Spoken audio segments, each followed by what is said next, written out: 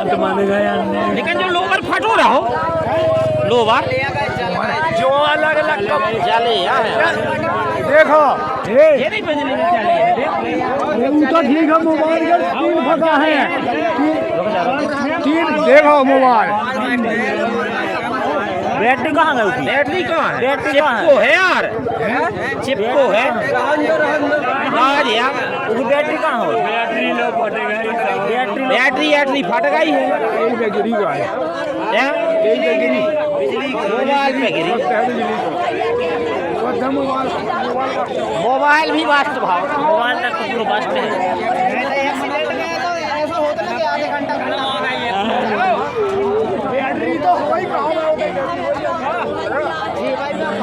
जेब में कहा ढक्कन खोलो ना बैटरी कहाँ से बस्ट हो जाए बैटरी में है ही नहीं बैटरी बस्ट है